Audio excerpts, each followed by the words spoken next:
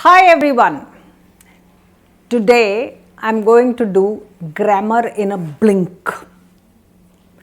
So quickly, so fast and so easily that you are going to be surprised. So whenever you approach grammar, the most important part of any sentence that is put in front of you is the verb. Please understand. If there is no verb in it, it is not a sentence. So remember, the verb is the most important thing in a sentence. How do we know it's a verb? Now what happens is, you've got verbs and then you've got non-verbs. You've got words that look like verbs but they are not verbs. So what do you do with all this? This is the big question. So we'll start at the beginning. So whenever we have a verb, the best way to find out if it's a verb is to ask the verb, where is your subject? This is Usha Pandit, your Mind Springs English teacher. And I have a large number of grammar books called Language with Ease. I've got a reference book called Grammar with Ease. Do make sure you pick them up if you want to give your children excellent grammar. I'm going to teach you the fundas. So you've got your verb, you've decided a certain word is a verb. I don't know if it's a verb, but we are saying this is a verb and we've underlined it. The next thing to ask is, where is the subject? How do you get the subject? You ask that word a simple question, who or what? Two you can ask.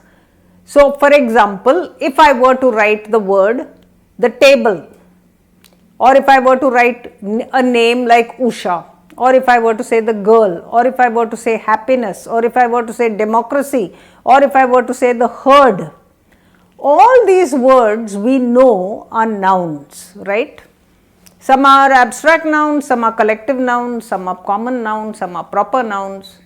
After that noun, I want you to put a word after it and continue it in a sentence. So stop the video and write a sentence, small sentence. Just continue with the words that I have given you. What did you get? If you run your eyes down what you wrote, you will find that you have put a verb after that noun. All of you would have put a verb. You can't put anything else. You can only put a verb. So the subject, which is that noun, and the word after it, which is the verb, go together. So whenever there is a doubt about a verb, ask who.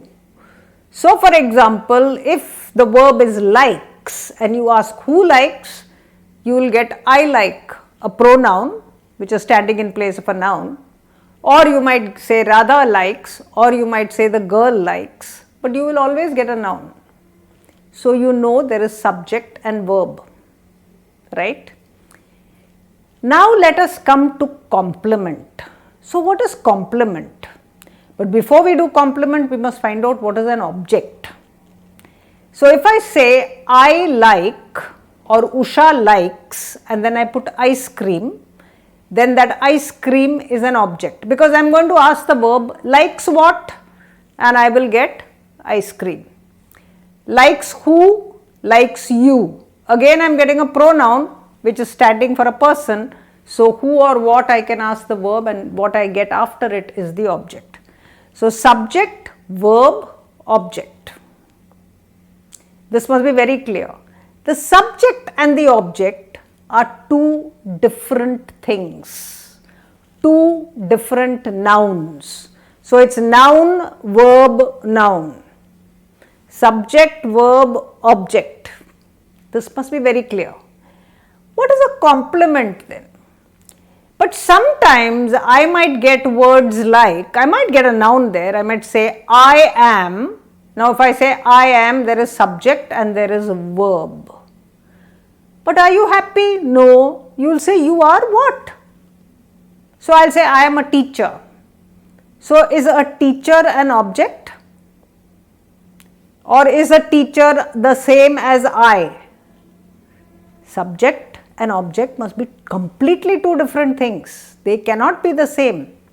But if I were to say I am a teacher is I, Usha is a teacher is Usha.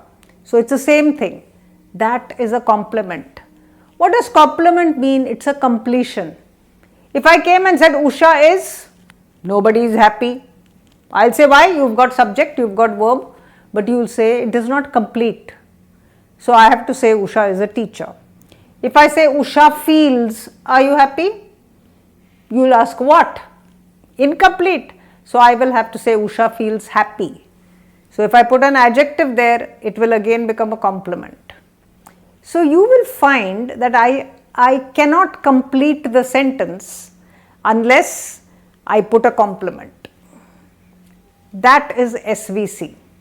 If you know these two things, you won't make terrible mistakes. SVO, two different objects, SVC, the same thing, to complete the sentence. So this is your SVO and SVC. You know where this feeds into? Active and passive.